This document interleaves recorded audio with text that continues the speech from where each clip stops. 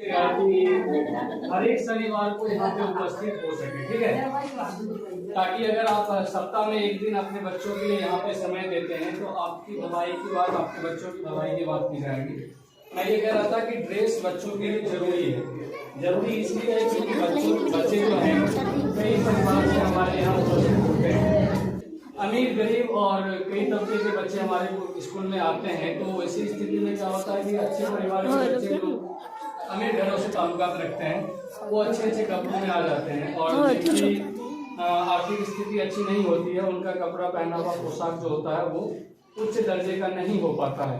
इसीलिए हमारी सरकार के द्वारा यह निर्णय लिया गया कि हमारे विद्यालय में जितने भी बच्चे आएंगे वो सभी एक जैसे कपड़े में आएंगे, जिसको हम लोग विद्यालय का ड्रेस कहते हैं, ठीक है। तो आप लोग प्रयास कीजिए कि वो हीनता की भावना बच्चों के बीच नहीं आए कि कोई बच्चा अमीर है या कोई बच्चा गरीब है। अपनी पूरी एनर्जी जो है पढ़ाई पे लगा सके, इसके लिए आप लोग सबसे पहले यह सुनिश्चित करें कि आपका बच्चा स्कूल में ड्रेस में आए। दूसरी बात यह कि आपके बच्चों की उपस्थिति हमारे विद्यालय में बहुत कम रहती है। अगर आपके बच्चों की उपस्थिति अच्छी नहीं रहेगी तो हम कितना भी अच्छे से पढ़ा लें, आपका बच्चा आज आया कल नहीं आया तो कल जो हम पढ़ाएंगे वो परसों फिर वो नहीं समझ पाएगा।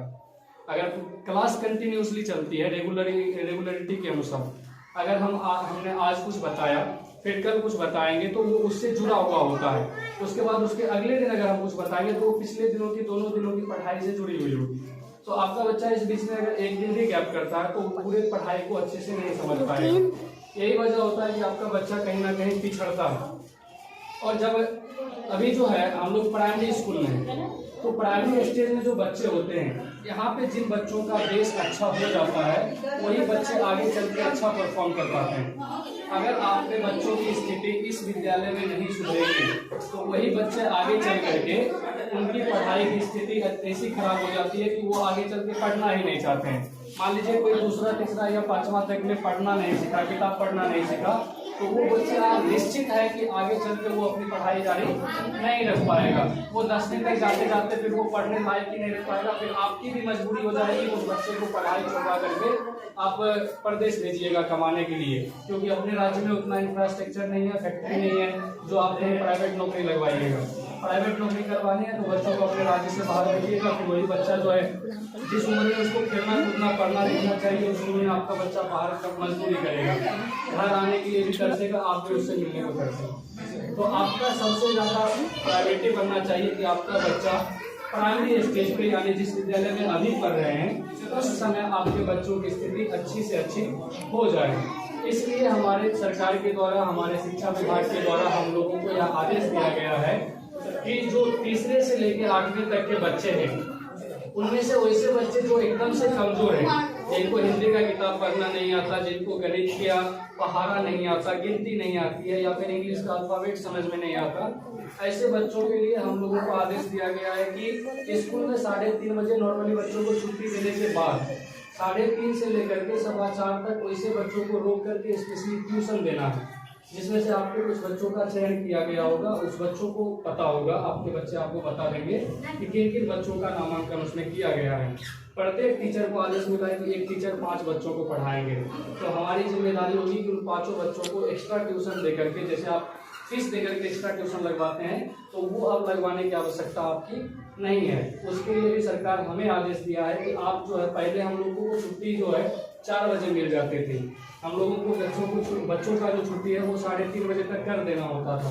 तो नॉर्मली अभी भी छुट्टी जो है बच्चों का 3:30 बजे ही होना है और बाकी जो बच्चे बचते हैं उनको हमें 3:30 बजे से लेकर के 4:15 बजे तक एक्स्ट्रा ट्यूशन दे करके उसको उस लायक बनाना है जिस क्लास में वो पढ़ रहा है। उसके बाद भी हम लोगों को 4:15 के बाद 5 बजे तक विद्यालय में बैठना है। ये हम लोगों का रूटीन है, सरकार का आदेश है। वो 5 बजे तक हमको क्या करना है कि उन बच्चों को जो हमने पढ़ाया या फिर हम कल क्या पढ़ाएंगे उस सारी चीजों को हमें आज ही सामने तैयार कर लेना है कि हम कल किस क्लास में किस घंटे में किस बच्चों को क्या पढ़ाएंगे। ये सभी जवाबदेही हम लोगों की है। तो इसमें हमारा प्रयास अपने तरफ से 100% रहेगा। आप लोगों से गुजारिश यही रहेगी कि आप लोग अपना 100% दें, बच्चों की उपस्थिति 100% दें। आपके बच्चे अगर रेगुलर आएंगे तो अच्छे से समझ पाएंगे, आपके बच्चों की स्थिति सुधरेगी और वही बच्चे आगे चल करके अच्छा कर पाएंगे। शिक्षक हमेशा यहाँ पे बदलते रहेंगे, आज हम हैं, कल कोई और आ सकते हैं या इससे पहले कोई और होंगे, लेकिन आपके बच्चे अगर यहाँ से पढ़ के निकलेंगे तो वो आगे चल के अच्छा करेंगे। और इसके साथ साथ शिकायत एक और है कि जब हम लोग पढ़ाते हैं तो पढ़ाने के दरमियान हम लोगों को कठिनाई होती है इस मामले में, क्योंकि आपके बच्चों की जो कॉपी होती है तो वो कॉपी कंटिन्यू नहीं मिल पाता है। जैसे आज हमने किसी कॉपी में आप लोगों के बच्चों को टास्क दिया तो वो टास्क कल के डेट में हमें मिल ही नहीं पाता। बच्चे कहते हैं कॉपी का पेज फट गया, वो कॉपी खो गया या फिर किसी और वगैरह वगैरह, बहुत सारे बहाने होते हैं बच्चों के पास। तो आपकी जवाबदेही ये बनती है कि आप अपने बच्चों की निगरानी इस तरह से करें कि प्रत्येक शाम में आपका बच्चा पढ़ने बैठता है या नहीं बैठता है, और क्या पढ़ रहा है, आज स्कूल में क्या पढ़ाई हुई, कल क्या पढ़ाया जाएगा, उसके लिए क्या टास्क दिया गया। इन सब चीज़ों को आप लोग देखें कृपया करके, ताकि आपके बच्चों की स्थिति सुदृढ़ हो सके।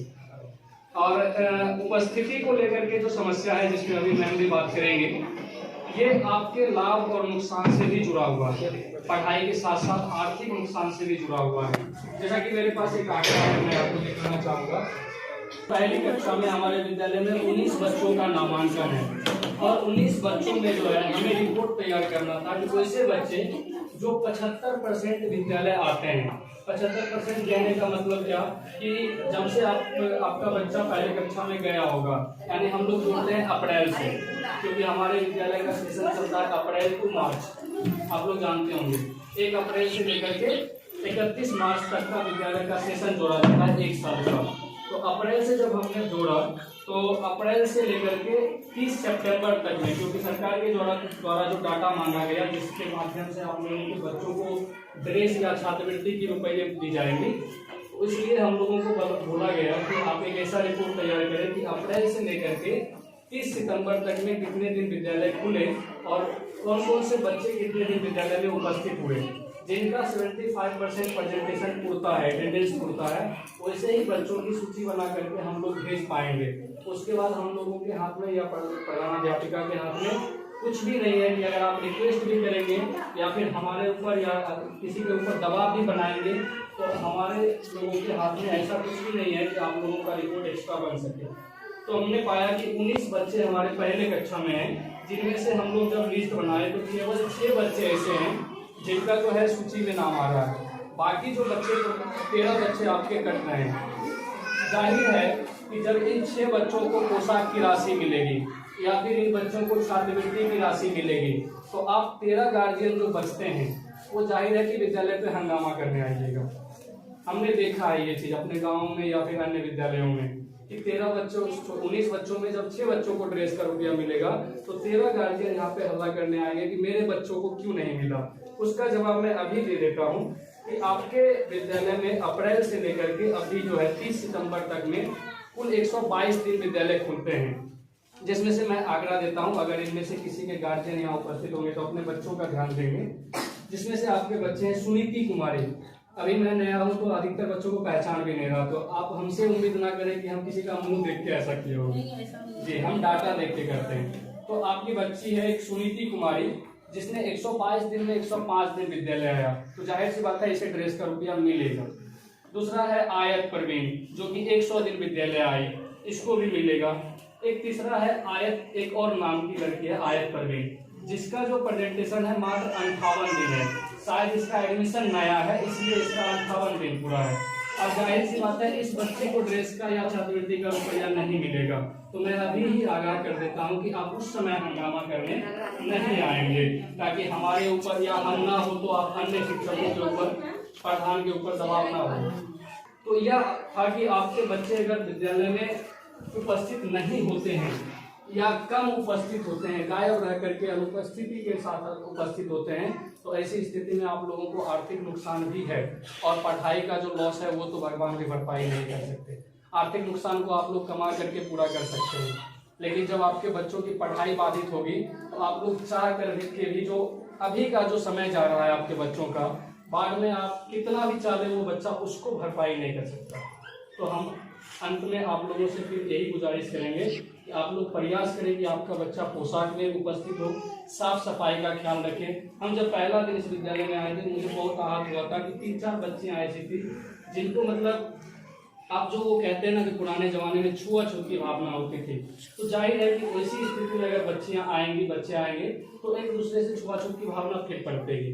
तो आप प्रयास करें कि आप अपने बच्चों को इस तरीके से तैयार करके भेजें, आप अपने बच्चों को इतना सफाई के साथ भेजें, आप अपने बच्चों की नाखून की कटाई करवाएं, सो समय बालों की सफाई करवाएं, बालों को कंघी करके भेजें, या फिर ड्रेस की सफाई करवाएं, ड्रेस फटा चिटा ना हो उसकी सिलाई करवा के भेजें। तो ऐसी स्थिति में आपके बच्चों को भी लोग, जाहिर सी बात है आप देखे होंगे कि जो बच्चा साफ सुथरा दिखता है ना, टीचर भी उसके प्रति अट्रैक्ट होता है। तो जब टीचर आपके बच्चों के प्रति अट्रैक्ट होगा तो आपके बच्चे ज़्यादा सीखेंगे। बच्चों की मानसिकता होती है कि जो शिक्षक जिस बच्चों पे ज़्यादा फोकस करते हैं वो बच्चा कम भी पढ़ाया जाए तो वो ऑटोमेटिक ज़्यादा सीखता है। तो आप प्रयास करेंगे आपके बच्चों को अधिक से अधिक लाभ मिल सके, आपके बच्चे अधिक से अधिक सीख सकें। तो इसलिए आप अपने बच्चों को सिर्फ पोशाक में भेजें और साफ सफाई के साथ रेगुलर भेजें।